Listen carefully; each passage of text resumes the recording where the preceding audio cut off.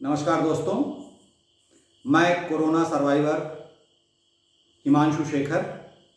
मैं 5 दिन तक हॉस्पिटल में भर्ती था और वहाँ पर डॉक्टरों और नर्सों ने मेरी बहुत अच्छी देखभाल की और उन सब की बदौलत ही मैं वापस घर आ सका हूँ। मैंने अपने पिछले वीडियो में ब्रीदिंग एक्सरसाइज बताया था और साथ ही साथ ये सलाह दी थी कि गर्म पानी का सेवन करें और भाप लें, और भाप में कोई और पदार्थ मिलाने की आवश्यकता नहीं है। ब्रीदिंग एक्सरसाइज से ऑक्सीजन का स्तर बढ़ता है। और इसके साथ साथ मुझे वहाँ डॉक्टरों ने ये सलाह दी थी कि चित सोना अर्थात अपने बैक या पीठ के बल सोना सही नहीं है,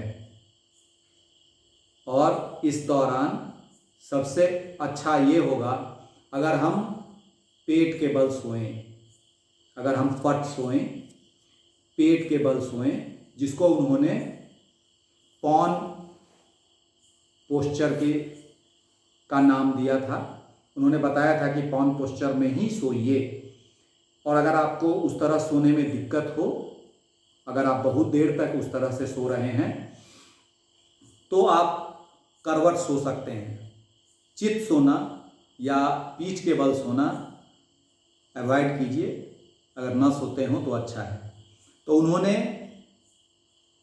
पट सोने के लिए, पॉन पोस्चर में सोने के लिए बताया था कि आप 2 तकिए लें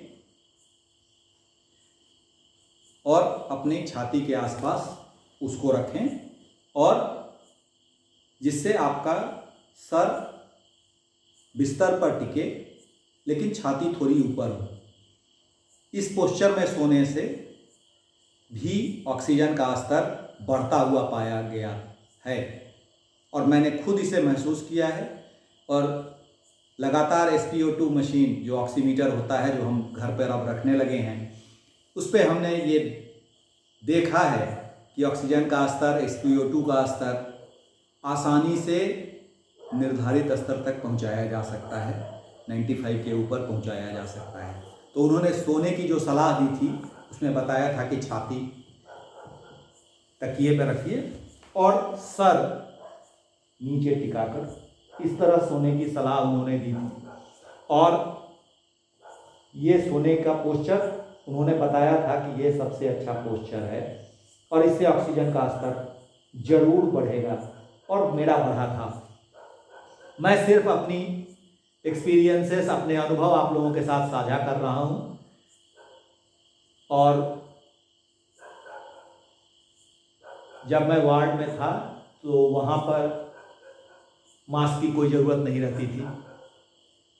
लेकिन हाँ, अगर मैं बाहर कॉरिडोर में घूमता था और जिसकी पूरी छूट थी, उन्होंने ये नहीं कहा था कि आप बिस्तर पर सो जाइए या आराम से पड़े रहिए। उन्होंने कहा था कि बीच में टहलिए, बाहर निकलिए। ऐसा नहीं है कि आप कोई बहुत ज़्यादा बीमार हो गए हैं, बहुत ज़्यादा परेशान हो गए हैं। पैनिक मत कीजिए। उन्होंने सबसे ज़्यादा इस पर बल दिया था। उन्होंने कहा था